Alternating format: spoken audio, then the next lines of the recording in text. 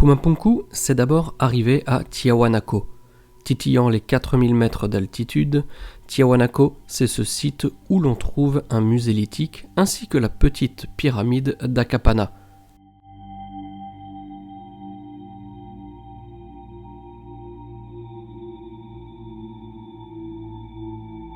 Il s'agit d'une pyramide à degrés ou en gradins, composée de 7 niveaux, au sommet desquels nous retrouvons les premiers mégalithes de cette journée passée à 70 km de La Paz. Mais ce ne sont pas ces blocs, ni cette pyramide qui nous intéressent ici, tout du moins pas dans cette vidéo. Alors que nous continuons de découvrir cette pyramide, nous voyons que des locaux ont entamé les rénovations qui consisteront à redonner une jeunesse à la pyramide d'Akapana. Un effort collectif pour un résultat, espérons-le, à portée mondiale. Vous avez donc vu maintenant comment est constituée la pyramide d'Akapana, avec ses premiers niveaux toujours apparents. Gardez bien cela en tête, c'est très important, car nous allons à présent à Pumapunku, à environ 1 km de là. Pumapunku, c'est LE site en Bolivie, pour certains en Amérique du Sud et pour d'autres encore dans le monde qui soulève le plus de questions, notamment en raison de ces fameux blocs en forme de hache.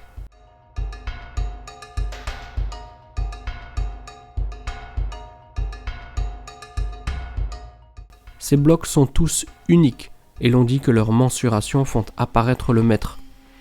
Pour ce qui est de notre groupe, les quelques personnes qui se sont essayées à prendre des mesures pendant que les gardiennes cholitas avaient un œil zélé sur les voyageurs, personne n'a réussi à trouver là ou les côtes donnant le maître.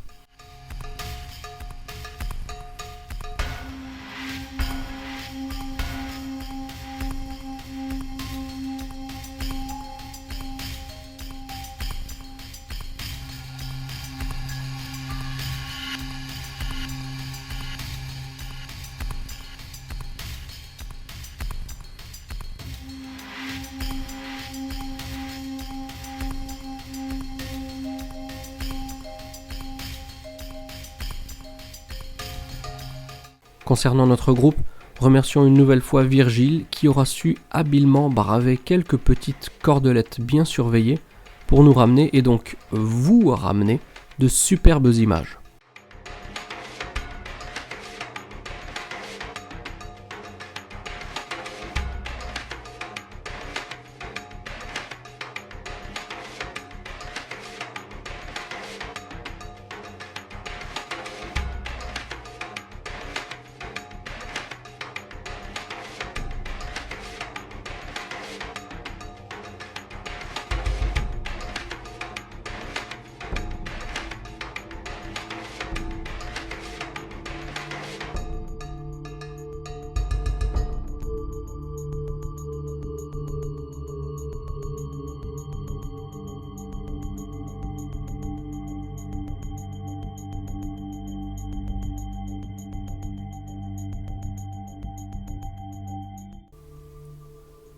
Mais trêve de digression qui nous égare un peu et reprenons depuis le début, depuis notre passage du portail qui fait accéder à Pumapunku.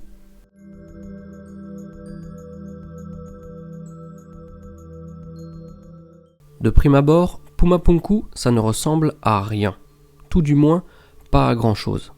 Familiarisés avec le décor des hauts plateaux boliviens, nous avançons impatiemment mais prudemment, de peur de rater quelque chose sur ce sol dont l'absence de végétation n'a d'égal que le bleu unique du ciel depuis lequel nos ancêtres observent, probablement avec un léger rictus, les passionnés que nous sommes, tous venus tenter de comprendre certaines parties de notre héritage. La porte du Puma, signification du site de Pumapunku en langue aymara, n'est pas aussi isolée qu'il en a l'air. En effet, il fut à l'origine une des parties constituant le complexe de Tiahuanaco.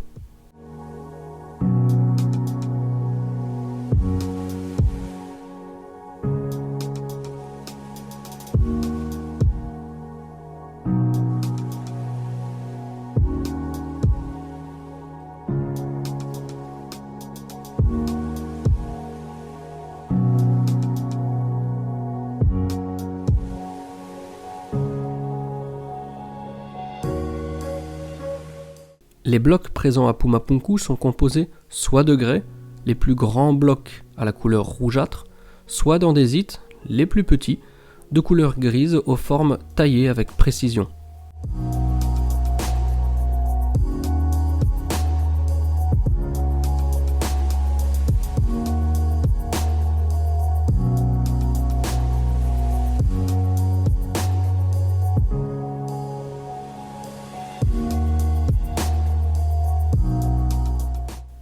Par exemple, nous voyons ici des blocs en H d'andésite placés sur des mégalithes en grès.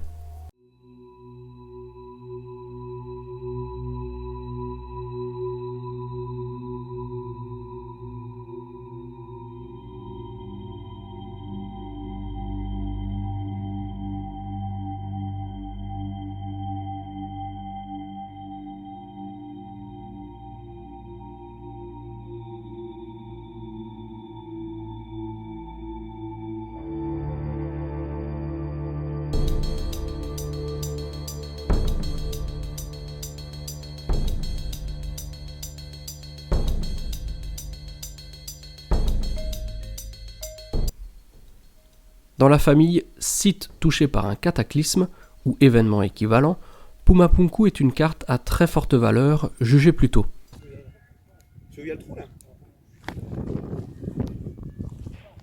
Tiens-moi mon sac, je vais y aller. Enfin, tiens-moi mon sac.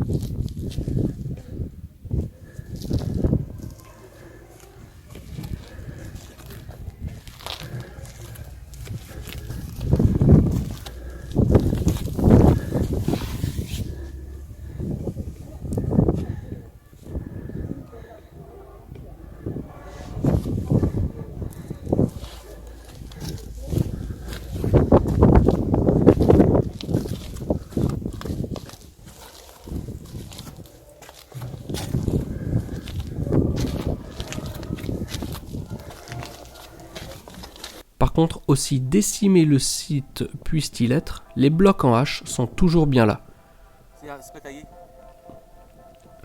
Il faut bien l'avouer, sans ces blocs uniques au monde, en forme de H, Pumapunku n'aurait jamais joui d'une telle réputation. C'est un peu comme Abu Ghorab en Égypte avec ce que l'on appelle des cuves sacrificielles qui en fait n'en sont pas. Découvrir Pumapunku, c'est découvrir un site tout petit, si petit que l'on est presque écrasé par la sérénité qui impose un véritable respect pour nos ancêtres bâtisseurs. Je parlais il y a quelques instants de la réputation de Pumapunku qui n'aurait pas été la même si le site ne contenait pas ces blocs en H. C'est un fait qui est presque regrettable car c'est en effet à Pumapunku même que l'on retrouve le plus gros bloc de tout le complexe de Tiahuanaco. Une immense dalle de grès pesant environ 130 tonnes rien que ça. Si grande que nous pourrions presque avoir l'impression qu'elle n'a pas été taillée et qu'il s'agit simplement de la roche-mère. À quelques encablures de là, posée au sol, n'attendant qu'à être rassemblée et repositionnée, une porte du soleil, en tout point identique à celle présente au site de Tiahuanaco dans le temple de Kalasasai.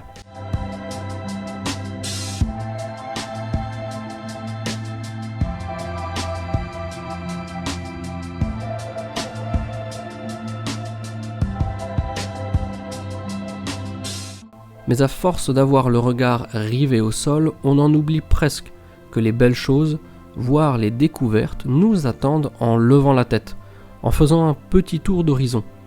C'est ainsi que nous continuons notre tour du propriétaire dans ce dédale de vestiges qui, nous le verrons ici, mieux qu'auparavant, ont été découverts sous près d'1 mètre d'une terre boueuse qui a durci avec le temps. Hormis les plus gros blocs, la quasi-totalité du site fut un jour ensevelie. Cela peut paraître anecdotique, mais il faut bien digérer cette information pour replacer l'histoire du site en la liant avec celle du lac Titicaca, qui aurait pu être la source entre guillemets cataclysmique ayant frappé le site de Tiahuanaco pour le recouvrir intégralement. Alors s'agit-il là d'un délire atlante ou d'une réalité ? Peu importe, les faits sont là, sous nos yeux. Gardons donc cela en tête et reprenons un peu d'immersion dans ce site majestueux.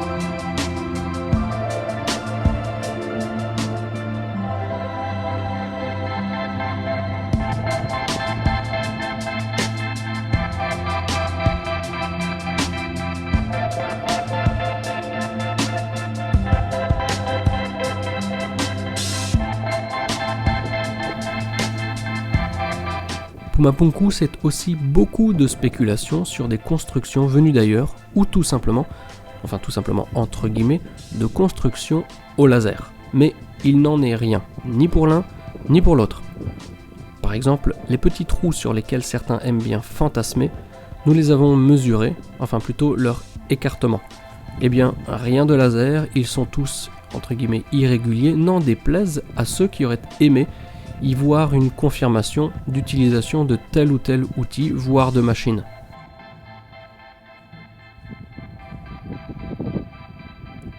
Ah putain, Ils sont pas équidistants les uns des autres et ils font 2 à 3 mm de profondeur, 4 mm de profondeur. c'est là que tu vois quand même. Cependant, nous reconnaîtrons tous la dextérité nécessaire pour perforer de l'andésite, même si ce n'est pas aussi régulier que ce que l'on aurait aimé voir.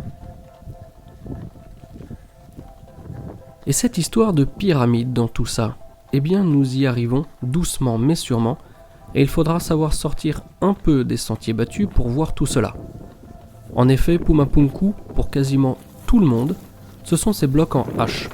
Et à ma connaissance, sur internet, tout du moins sur l'internet francophone, personne ne s'est amusé à fouler les alentours de Pumapunku. Car quiconque l'aurait fait serait tombé nez à nez avec les bases d'une structure en gradin, en tout point similaire à celle d'Akapana.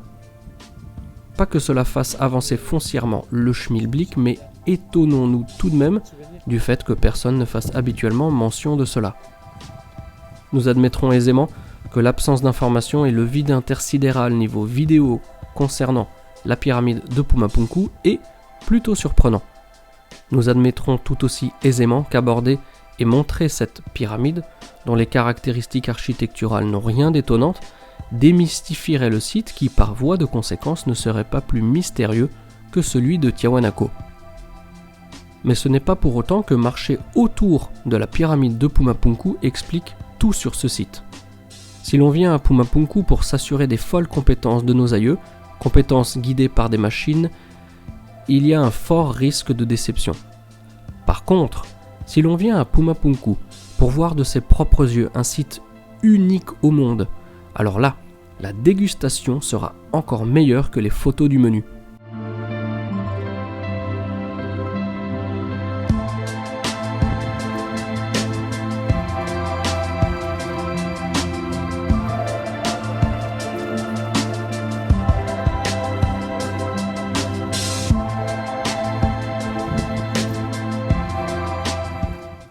Au-delà des blocs en H, tous uniques, formant un système complexe dont l'utilité reste encore à découvrir, la pyramide de Pumapunku nous livre des éléments de sa structure, elle aussi unique.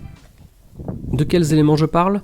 Tout simplement de ce canal qui traverse cette colline aménagée en une pyramide mesurant 167 mètres sur 117. Compte tenu de l'expertise hydraulique des peuples péruviens, Rien de bien surprenant, sauf que nous étions là environ 1000 ans avant la date supposée de construction, par exemple, du Machu Picchu. Ce que nous essaierons ici de saisir, ce n'est pas forcément une complexité accrue du site de par la présence d'une pyramide, ni d'une explication toute faite, en utilisant maladroitement un élément constitutif du site qui finalement n'explique rien du tout. Non, rien de tout ça. Ce qui me semble essentiel, c'est de pouvoir vous présenter des sites incroyables, en les montrant dans leur jus, tels qu'ils sont, et de la manière la plus exhaustive possible, pour que chacun ait un maximum d'éléments pour tenter de les comprendre, et aussi pour que les passionnés qui me rejoindront sur le prochain voyage Pérou-Bolivie sachent clairement ce que nous ferons, car la richesse de ces sites risque de nous faire parfois passer à côté de certaines choses. C'est donc une combinaison d'éléments supplémentaires qu'il faut intégrer lorsque l'on arpente Pumapunku. Combinaison d'éléments supplémentaires qu'il faudra ajouter à ce petit détail essentiel que nous avons abordé auparavant. Tout le site était recouvert d'un mètre de terre boueuse. Comme l'a dit Alexei Vranić à la fin des années 90 dans son ouvrage consacré aux lieux rituels et plus précisément à Pumapunku et Tiahuanaco, Pumapunku, en son temps, devait être une merveille inimaginable. Alors pourquoi seulement 1500 ans plus tard, le site, avant sa redécouverte, fut non seulement enseveli mais complètement décimé et éclaté. Des centaines de blocs, éparpillés, cassés, à tel point qu'aucune logique ne semble émaner aujourd'hui du site. S'il n'y a pas forcément encore d'explication satisfaisante à tout cela, tentons d'admettre une chose.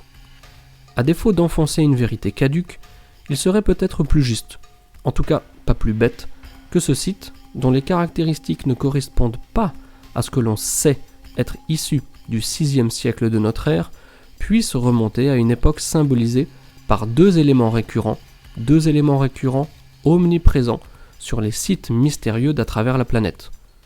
Premier élément, des constructions en pierre dure et ou dans des proportions gigantesques. C'est ce que l'on pourrait appeler tout simplement la civilisation mégalithique. Et second élément, des restes de ces constructions qui font penser qu'un réel chamboulement soit intervenu, chamboulement tel qu'il devrait être présent dans les mémoires écrites des peuples l'ayant subi et ce, ailleurs que dans les textes sacrés. Si personne ne parle de ce chamboulement, alors il faudra s'en remettre à ce que disent les mémoires orales locales.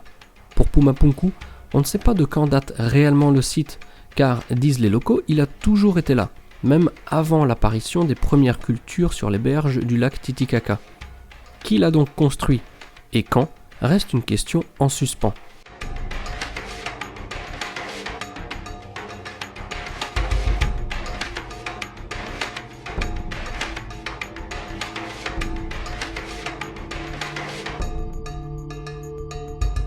C'est avec toutes ces informations et ces images que je laisse vos esprits prendre leur envol alors que nous rebroussons chemin avec d'extraordinaires paysages perchés à plus de 6000 mètres qui défileront sous nos yeux jusqu'à notre arrivée à La Paz, la plus haute capitale du monde, lovée dans un contraste de couleurs et d'authenticité, le tout surplombant des vues improbables qu'il me manque de retourner zioter en compagnie de passionnés ayant à cœur de découvrir l'incroyable héritage laissé par les peuples andins nous ayant précédés.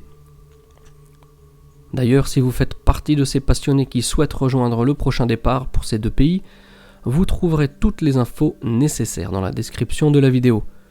Et pour tout le monde, cette vidéo touchant à sa fin, je vous remercie de l'avoir regardée jusqu'au bout, et je vous remercie, de vidéo en vidéo, d'être toujours plus nombreux sur la chaîne. En vous donnant rendez-vous pour le prochain épisode, portez-vous bien et gardez la passion. Ciao ciao.